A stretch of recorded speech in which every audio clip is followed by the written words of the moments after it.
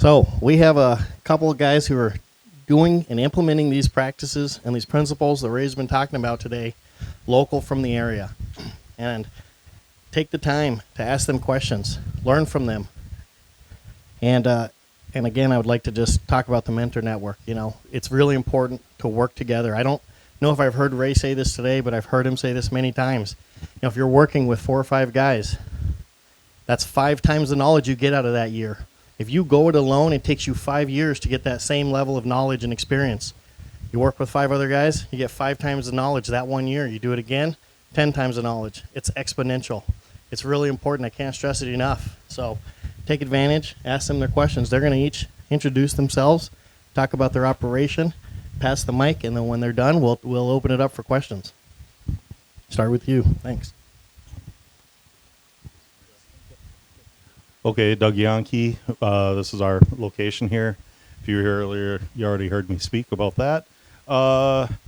We strip till all our corn and beans. All the acres get done.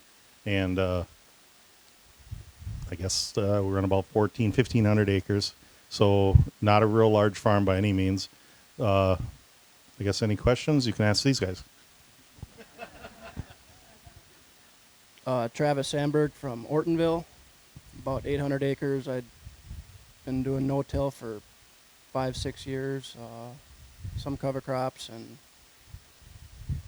yeah, not a whole lot different, I guess. Glenn Jelly from Barrett area. We farm about the same amount of acres as Doug, and we've been slowly transitioning to all no-till and trying to put cover crop on every field every year. And it's been working out really good in these past few years. Maybe tell us a little bit more about what cover crops you use. We have corn, wheat, and soybean rotation. After wheat, we've been just putting a radish and turnips out there. We've been flying on rye on our corn before harvest, and then leaving that over winter and planting green into that with our soybeans next year. I'm struggling with trying to find something to put on after the soybeans. So I'm going to figure something out by fall to do that. I've done rye for the last 3 or 4 years now on several fields, and this year was a challenge. Wish I would have let it grow a little longer before I terminated, but who knew it was going to rain this much and for the last 3 months, so 2 months. So on this field in this location, we did this about October 1st last year. We seeded this rye after we had harvested the soybeans off, and we used the FSA's drill and just did it right away after we had got combined, let it get established, and then I went in and I made my strips into the established rye crop that was there for this year. And then this year we terminated it basically 4 days before we planted the corn into it. Great. Does anybody have any questions for these guys? Doug, are you strip tilling spring and fall or fall and spring? Just one or the other? No, we only strip till in the fall. We don't do anything in the spring but plant directly into our strips. We don't touch them. Have you had any thoughts about the 30-inch on your soybean crop? Has that been detrimental in any way? You know, we've always been trying to keep them tighter. The question was, he was asking about whether or not we feel that we've given something up basically by going to 30-inch beans instead of a narrower bean. I have not seen any yield drag in our beans with the 30-inch rows. If anything, I felt like we could actually lower our population a little bit. And it just seems like they come up better. You're like this year, with this wonderful year we've had so far, we're having an issue with wondering when they're going to actually shade the row, if at all. But we're running so much corn trash in between. Our weed pressure is not very strong right now. So we're hoping to get by with one Roundup Liberty type spraying event, maybe throw some Warrant in there, and then that will be it for the year. And at any time, if you guys have anything to add, feel free to jump in. Any other questions? Doug, do you guys get away from a pre-emerge on your corn then, or is there too much trash? Yeah, we quit using pre-emerges on all our corn and beans because there's so much trash that we feel that we're not getting really any of our pre-emerge chemical on the ground. So instead of tying it up in the trash, we just went away from it.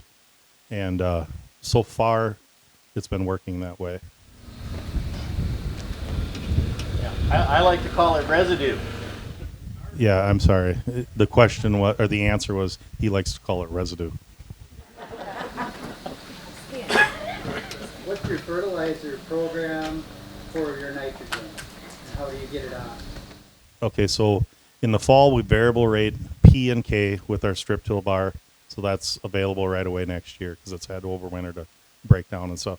And then we have 2x2 on our planter that we put down 20 gallons an acre, so basically 60 units. And then I come back and variable rate my side dress for the balance we need.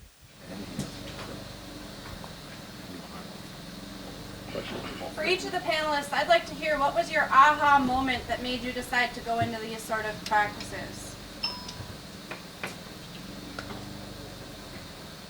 My aha moment was pretty much when I knew my dad was slowing down.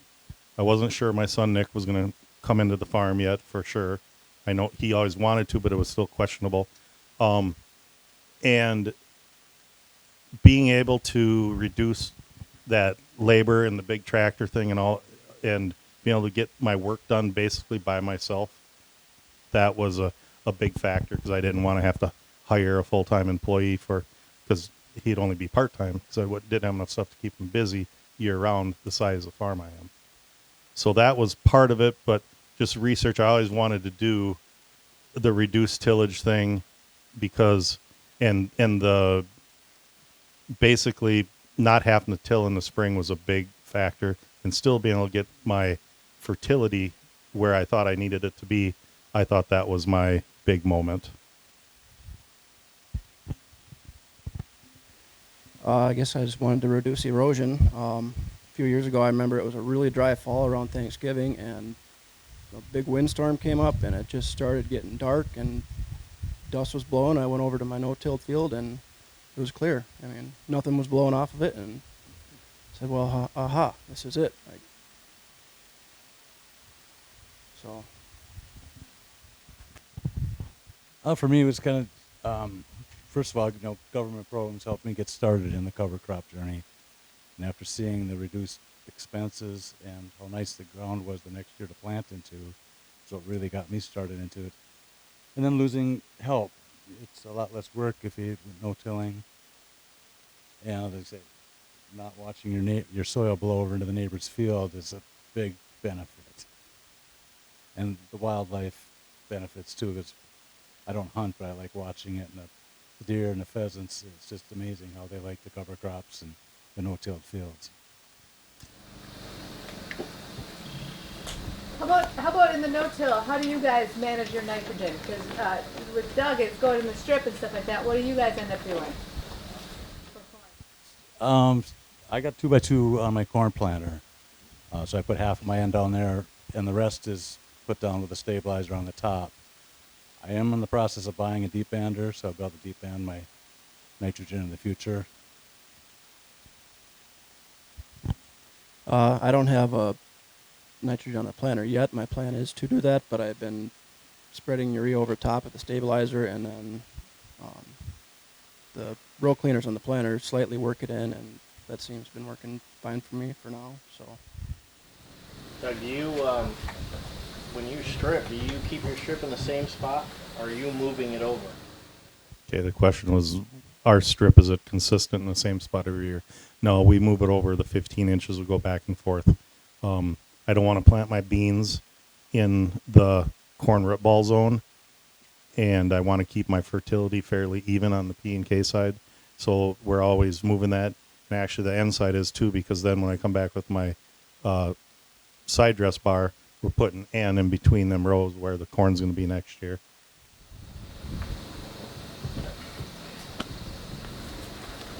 From when you guys first started to now, have you seen changes in your soil tests? Your soil tests.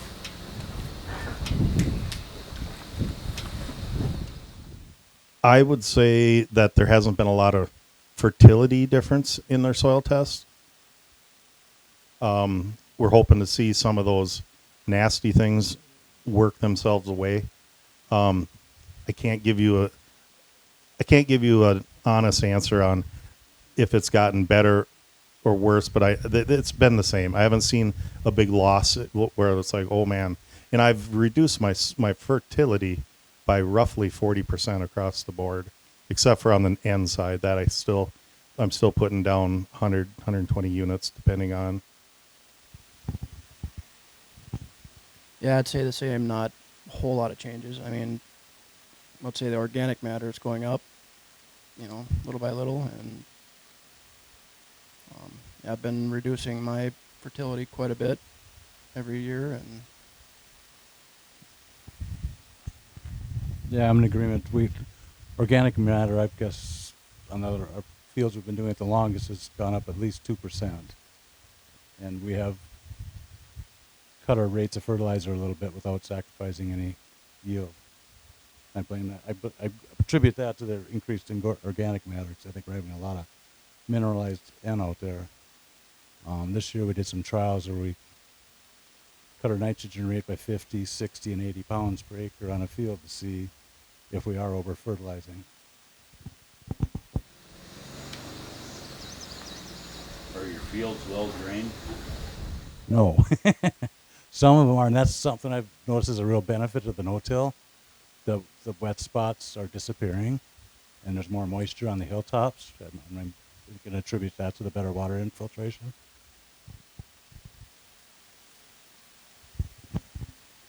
yeah, I've seen much better water infiltration on the fields where you go across fence line where it's been conventionally and there's water sitting, and on the no-tilled side there's no water sitting. It's all going in and not pooling up. So. I would say the water infiltration is dramatically better from when we used to do conventional tillage. Our organic matters have stayed. We started with fairly high organic matters, I think, anyway, but our organic matters are staying quite high. But, all our fields are like this. So when it gets rain, it's got really nowhere to go. So it's been going down, and like this field here is pattern tiled, and that was our goal, is to get a lot of stuff tiled because we knew we had poorly drained soils. How is the P and K managed on the no-till?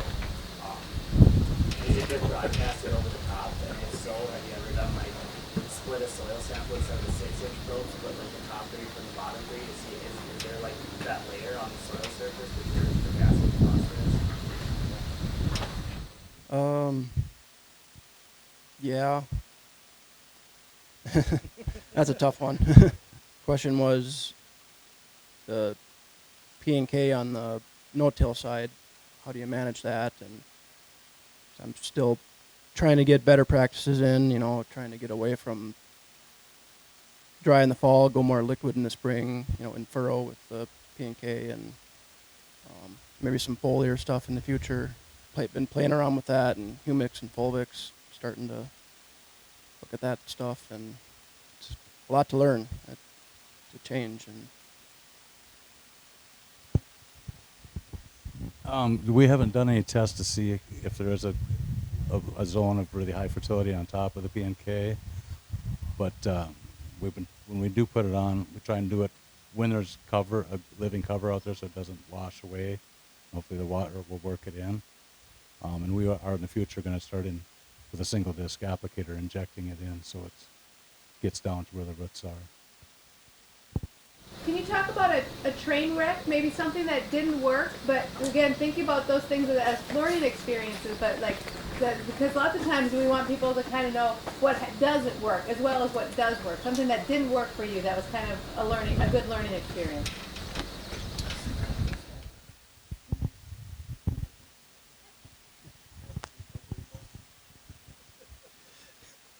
I can't say. He's sitting right in front of me.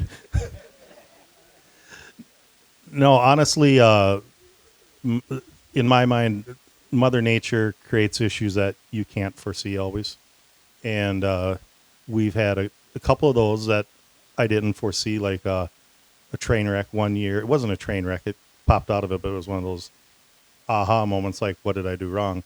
That's over here another mile. We had a cornfield, and because we're strip tilling, we're leaving a lot of residue on top, and our temperatures are staying pretty consistent in our fields because we're not evaporating that heat units out of the soil like some of these others do.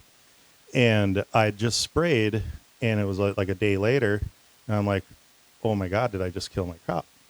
And I knew it had gotten cold that night before, but not that cold. Well, all the fields around me looked perfectly fine, so I thought it was something Doug did for sure. But here, what it was that because I had enough trash out there, my field actually froze because it wasn't letting heat come out of the soil. And it's one of the things where it's like, well, I never thought of that. So it didn't kill it or anything, it just, burned the leaves and stuff, but it made you really have that panic moment. And consistency in our fields is very important. And I think we've learned that whether you've got all your corn stalks standing or all of them smashed or whatever, we've been getting by for the 5-6 years we've been doing this the way we have, and there's always a few corn rows that are left tall because they don't get ran down by equipment and this, that, and the other thing. Well, this year it really bit me on my corn on corn because we had planted it and it went in real nice and looked really good. But then basically a day and a half after we planted, we have a 60-mile-an-hour southeast wind that blew all the corn trash into those 3 rows of corn that were standing, and it worked like a perfect picket fence. And I had literally a foot plus of corn trash that blew in my field over just those 3 rows, in some areas 2 rows, and then it rained and got wet and cold, so it took that foot of trash and just planted it there. The corn came through, but it's way behind. It's very uneven, and that's so far been my biggest train wreck. But it's a Mother Nature thing, and so consistency of trying to guess what the next thing is hard to do, but that's the sit up at night thing and wonder what I could do better, and that's one of them. So this year we're basically putting stalk stompers on every corn row so that the field is more consistent. If I could have every corn stalk standing out there tall, that's how I'd prefer it, but because this is a better option for me.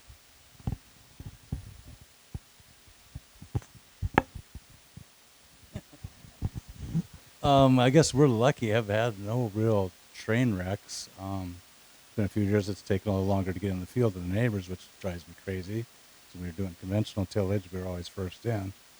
But at the end of the year, our crops are ready as soon as everybody else's. So it just makes it. It's a different way of looking at your fields. I call it dirty farming, but the neighbors talk about it. But hey, at the end of the year, we get the yield and the profit. So. Yeah, I guess same here. I haven't seen too big of a train wreck on till and cover crops. It's always worked, and every year it gets better and better. But I'd say proper termination of the cover crop in the spring.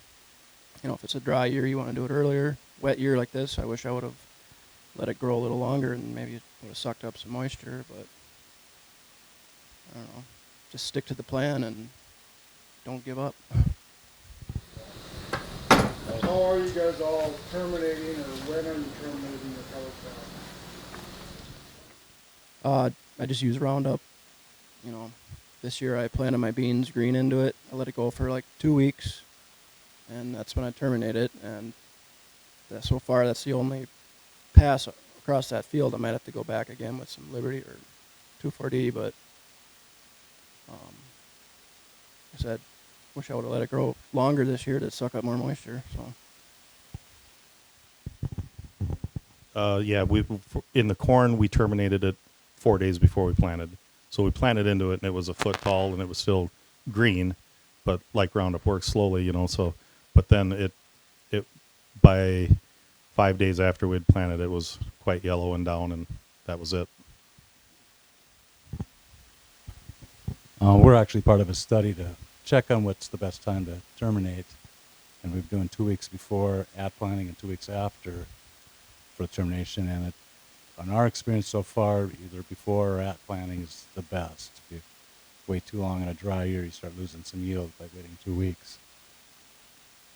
Well, this is on soybeans, as we don't plant our corn green.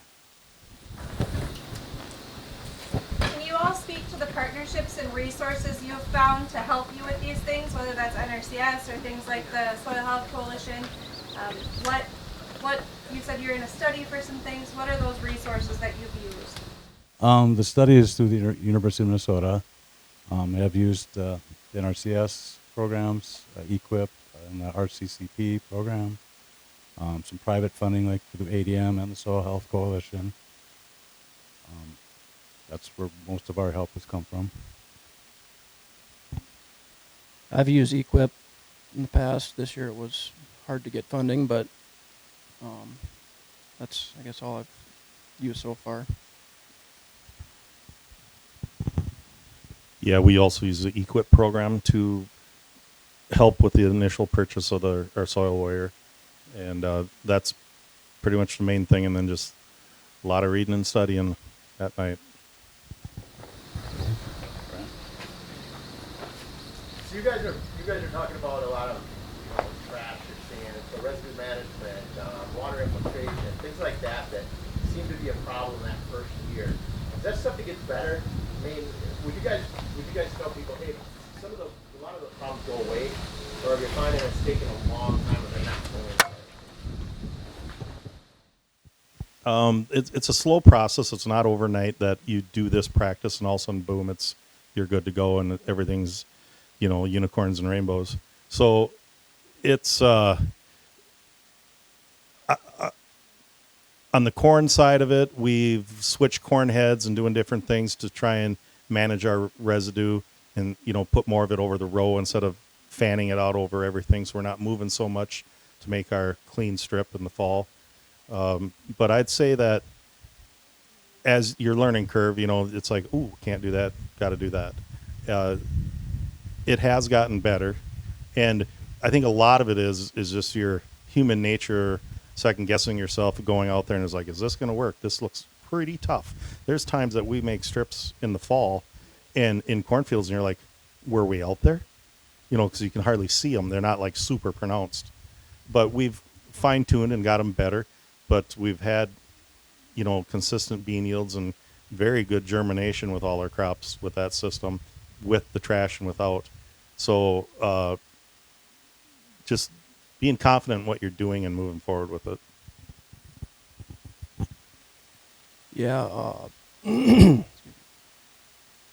What works for me, I don't chop the corn stalks. I leave them standing, and I got Yetter Devastators on that. It crimps them, but leaves them intact, whole. So it breaks them open a little bit and leaves them standing. Then while planting beans in between them, it leaves all the residue on the surface and it breaks down, and sure, they are still standing in the beans, but when the combine rolls through in the fall planting or combining the soybeans, the stalks go through it and they just chew up and get broke down that way faster. Yeah, I guess we've kind of the same experience with, we had a chopping corn head, turn the chopping part off and leave the stalks tall, and by fall they're so brittle they just break up. And the stuff that is on the ground, being we're no-till, the earthworms and the bacteria in the soil just eat that stuff up. Like after your third year of being in it, your residue disappears so fast. Do you see anything with different hybrids you've needed to use or maturities change? Or like genetic traits? Like anything, you get that really tall plant, you've just got that much more product for your earthworms and your biologicals to take care of it for you. That fall, it might, because you've got just that more quantity of, what did you call it? Residue. So you have more residue, but right, it is. It's amazing. You go in these, like you walk out in this cornfield of ours, you can't hardly tell what crop was there before. I mean, you got to really look. And by the time we combine our beans and right now it's just solid because our beans aren't canopied yet. it's solid corn stalks, but by the time you combine it, there's very little left. The worms have pretty much, they're full, fat and happy. We had another question over here. Yep. How often do you find yourself in discussion with your neighbors about how your change practices are going for you?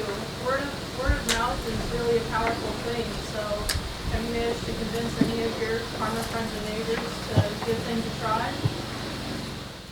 Oh, so whenever they want to come over and drink beer, they seem to be able to talk about a lot of stuff. But it seems like my personal opinion on that is this is a practice that if it's not your idea and you want to do it, you will find a way for it to fail, because you're always looking for, see, I can't do that because that didn't work for me. I can't do that because it didn't work for me. And then it's easy for them to point the finger and go, see, it's a failure. I don't spend much time ever trying to convince anyone that they should do it, because if it's not their idea to do it, I'm just wasting my breath, because there's so many ways it'll fail. I mean, I've had people come and say, Doug, I want you to come strip 40 acres for me, and they want you to do it in their conventional tilled area, and then they want to take it to yield at the end, and they're going to treat it just like their conventional field. And then at the end of the year, they go, oh, see, it didn't yield any better. It's the same. It's not worth it. So with that mentality, they've set themselves up to fail, and they've set themselves up to tell everyone that, see, what he's doing isn't working. So it's got to be your idea, and you implement it and move it forward. Or to me, it doesn't pay for me to talk somebody else into it, even though I feel it's a great practice, and what these guys are doing is a great practice. But if it's not your dream, or where you come to me and say, I want to do that, help me figure it out, that's a different deal. But so far, outside of a few people, that hasn't happened much. Yeah, exactly. If you don't want it to work, it's not going to work. You just got to be open-minded and say, hey, maybe this could work, try it a little bit. And I guess I jumped completely into it and said, I know it'll work, and it's worked. And yes, there's challenges every year, like this year is wet, but hey, I stuck to the plan and it still worked. And had lots of people ask me what I do, and I say, well, you going to try it? No, Dad said it didn't work, so I'm can't do that. That's interesting. I've run into a lot, the generational barrier, where I say grandpa or grandpa and dad said that'll never work on this farm, so they're not even giving it a chance. So I deal with one of my high school friends, and we're not kids anymore, and he just cannot put his moldboard plow away, even though I show him the numbers and we farm side by side. Just can't convince him.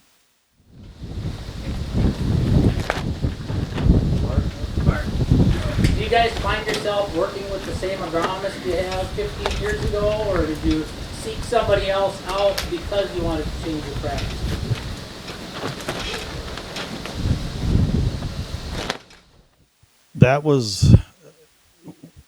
We didn't have a set agronomist that we worked with in the past.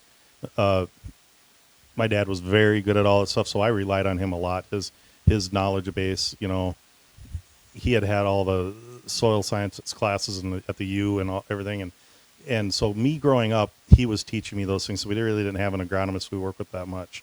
But then, and I always knew that was my weak point, so I searched out somebody that would help me out in those areas, and I switched from one guy to another guy just because how the programs were being written, his worked better and stuff like that. But I haven't been jumping around a whole lot once I found what I'm comfortable with, and he understands what I want, and we work pretty good together. Me personally, I guess you could say I'm self-taught from going to school, and I've worked in the agronomy industry for a few years, and then I started farming, and I'm always reading stuff, YouTube, a lot of podcasts, and just willing to learn and want to hear more. Every day I'm listening to a new podcast about it, or listening to something different, and I do work with an agronomist that helps me out with some soil testing stuff, but other than that, it's my own trials. I do lots and lots of different trials and want to see what works, doesn't, products, no products, and stuff like that. So I've been lucky. I've had some pretty progressive agronomists to work with, and we banter back and forth on ideas and stuff, and doing the test plots and stuff. So we really haven't changed agronomists. We just have some educated discussions about different ways to do things. Did you have a question, Don? I have a comment. I get a little indigestion after that good steak with a little bit of the vocabulary. The term residue is a negative term. The term trash is negative term. And dirty farming, you're not dirty farming, you're doing something good. And so I'd like to increase the level of vocabulary, because once you understand that that material is 45% carbon, and carbon is becoming more valuable, I don't understand how you can baby and nurture all that soil organic matter and then call it trash before it gets to that level.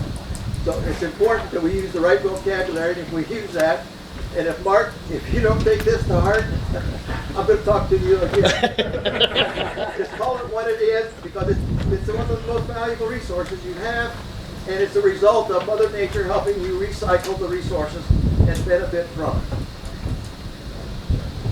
Thank you. Yeah. Another question back here? What are you guys doing for establishing fall, the things in the fall after you get harvested? How are you getting the cover crops on? Going to be like corn, soybean? For me, for the corn, we're flying it on the corn before harvest, and I've been experimenting some with. We're putting an applicator on my corn head so I can see the rye as I'm combining. And what was the other part of the question about soybeans? I haven't figured out how to do a cover crop after soybeans yet. I'm working with some people to find out a way to do that. I've flown it on with a plane. This last year I did some trials with drilling it after corn harvest in middle October, and it, obviously we had a warm winter, so it all grew and it came back this spring just fine. So depending on how the fall goes, probably fly some on, and would like to do some more drilling if time allows. This year on our corn, we're going to try flying it on again. The first year we did, it was too dry, so it never got established. This year we're going to do it a little earlier, and like right now, while it's still we're hoping to do it next week actually. So hoping to get some sunlight in there and gets established, and then can hang out long enough so that it's already established this fall, so we don't have to do it afterwards. And then this field, last year, we drilled it in after we combined. We used the drill, and that worked well, but everyone knows that time is not very abundant when you're trying to combine and get stuff done. So, but that's how we did it that time, and it worked terrific. Something that makes it interesting after the corn, with some of the programs I'm in, planting it after corn harvest is too late for the rules. And it's like, I wish they could be changed, because I've had experience planting after corn harvest. You still can get a very good stand, but the rules say you can't get credit for that. Yeah, to add to that, I had a neighbor who did silage, and they had done it then, so that was early enough, and they had a terrific stand of rye. I believe it was rye, wasn't it? Yeah, it was rye. That's the guy I'm getting my free milk from to spray on. You had mentioned about your crop was later, and when you planted later, did you ever go take and check your node count on your soybeans at harvest and your collar count on corn? You said you harvested at the same time. Did you ever notice if there was a node difference on your soybeans versus beans that were planted maybe 2 to 3 weeks earlier in conventional scenario? No. No, I didn't do a node count, so I can't really speak to that.